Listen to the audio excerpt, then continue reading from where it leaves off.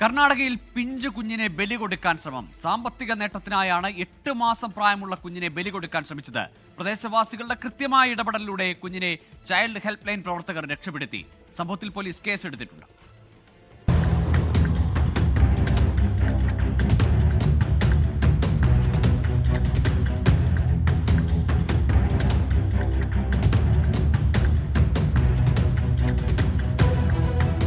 ബംഗളൂരു ഹൊസക്കോട്ടയിലെ സുളിവല്ലെ ഗ്രാമത്തിലാണ് സംഭവം. ജനതാ കോളനിയിലെ സെയ്ദ് ഇമ്രാന്റെ വീട്ടിലാണ് കുഞ്ഞിനെ ബലി കൊടുക്കാൻ ശ്രമം നടന്നത്. പൗർണമി നാളായി ഇന്നലെ ബലി നടത്താനായിരുന്നു പദ്ധതി. ഇതിനായി 8 മാസം പ്രായമുള്ള കുഞ്ഞിനെ വില കൊടുത്തു വാങ്ങി. നാട്ടുകാർക്ക് തോന്നിയ സംശയമാണ് കുഞ്ഞിന്റെ ജീവൻ രക്ഷിച്ചത്. പതിവില്ലാത്ത നീക്കങ്ങളും കുഞ്ഞിന്റെ കരച്ചിലും കേട്ട പ്രദേശവാസികൾ ചൈൽഡ് ഹെൽപ്പ് ലൈനിൽ വിവരമറിയിക്കുകയായിരുന്നു. ചൈൽഡ് ലൈൻ ഉദ്യോഗസ്ഥർ എത്തിയപ്പോൾ വീട്ടിനുള്ളിൽ ബലിത്തറ വരെ ഒരുക്കിയിരുന്നു. മാത്രമല്ല, വീട്ടിനുള്ളിൽ കുഴിയെടുത്തതായും കണ്ടെത്തി.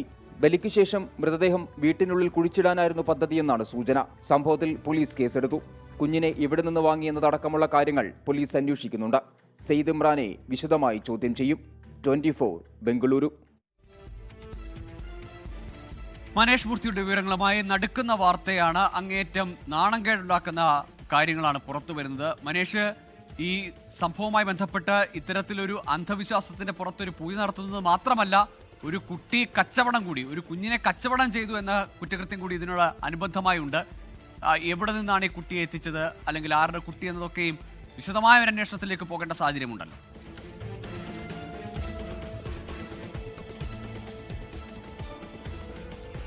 ഗൂഗിൾ അതുതന്നെയാണ് പോലീസ് ആദ്യമായി അന്വേഷിക്കുന്ന കാര്യം. ഹൊസക്കോട്ട പോലീസ് കേസെടുത്തിട്ടുണ്ട്. അവർ അന്വേഷിക്കുന്ന പ്രധാനപ്പെട്ട കാര്യമെന്ന് പറയുന്നത് കുട്ടിയെ എവിടെ നിന്നാണ് വാങ്ങിയത് എന്നുള്ളതാണ്. ആദ്യഘട്ടത്തിൽ തന്നെ ആ രീതിയിലുള്ള അന്വേഷണത്തിലേക്കാണ് പോലീസ് കടക്കുന്നത് എന്നാണ് നമുക്ക് മനസ്സിലാക്കാൻ സാധിക്കുന്നത്. മാത്രമല്ല, ചൈൽഡ് ലൈനും സമാനമായ രീതിയിലുള്ള അന്വേഷണമുണ്ട്. ചൈൽഡ് ലൈനാണ് ഇപ്പോൾ കുട്ടിയെ സംരക്ഷിക്കുന്നത്. ചൈൽഡ് ലൈനാണ്. ഇന്നലെ ഈ പൗർണമി ദിവസമായി ഇന്നലെ ഈ ഒരു ബലി നടത്തുക എന്നതായിരുന്നു ലക്ഷ്യം. ജനതാ കോളനിയിലുള്ള വീട്ടിലാണ്, അത് സെയ്ദ് ഇമ്രാന്റെ വീട്ടിലാണ് ഈ ഒരു സംഭവം. അവിടെ അസ്വാഭാവികമായ ചില കാര്യങ്ങൾ കണ്ടതുകൊണ്ടാണ് നാട്ടുകാർ, കുഞ്ഞിന്റെ കരച്ചിൽ ഉൾപ്പെടെ കേട്ടതുകൊണ്ടാണ് നാട്ടുകാർ ഇങ്ങനെ ഈ ചൈൽഡ് ലൈനിലെ വിവരം അറിയിക്കുന്നത്. അങ്ങനെ അവരെത്തുമ്പോൾ അവിടെ ബലിത്തറ ഉൾപ്പെടെ ഒരുക്കിയിരുന്നു. അതിനുള്ളിൽ വീടിനകത്ത് ഒരു കുഴിയെടുത്തിരുന്നു തുടങ്ങിയ കാര്യങ്ങളെല്ലാം തന്നെ നാട്ടുകാർ തന്നെ പറയുന്നുണ്ട്. ഉദ്യോഗസ്ഥരും ഇത് കണ്ട് സ്ഥിരീകരിക്കുകയും ചെയ്തിട്ടുണ്ട്. അതായത് ബലി നടത്തിയ ശേഷം കുട്ടിയെ വീടിനകത്ത് തന്നെ കുഴിച്ചിടാനുള്ള മൃതദേഹം വീടിനകത്ത് തന്നെ കുഴിച്ചിടാനുള്ള ഒരു ശ്രമമായിരുന്നു ഇവരുടെ ഭാഗത്തു നിന്നുണ്ടായത് എന്നാണ് മനസ്സിലാക്കാൻ സാധിക്കുന്നത്. അതിൽ നാട്ടുകാരുടെ വളരെ കൃത്യമായ ഒരു ഇടപെടലാണ് ഈ ഒരു കുഞ്ഞിന്റെ ജീവൻ രക്ഷിക്കാൻ സഹായകരമായത്.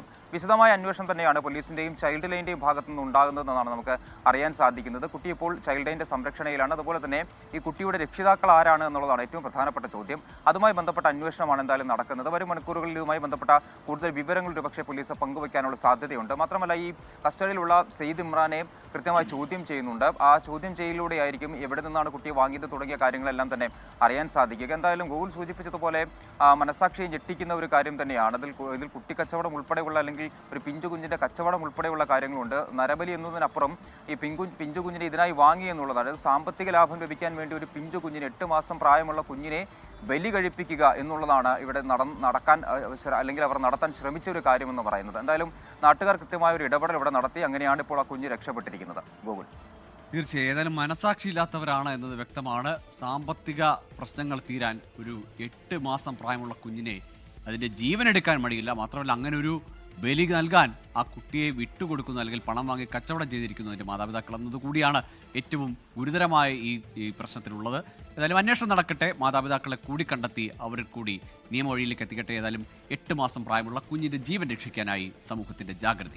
ലോകത്തെവിടെയായാലും ഏത് സമയത്തും 24 വാർത്തകളും ഓഗ്മെന്റഡ് റിയാലിറ്റി പാക്കേജുകളും എക്സ്പ്ലെയിനറുകളും വിശദമായി കാണാൻ ഞങ്ങളുടെ യൂട്യൂബ് ചാനൽ നിങ്ങൾക്ക് സബ്സ്ക്രൈബ് ചെയ്യാം.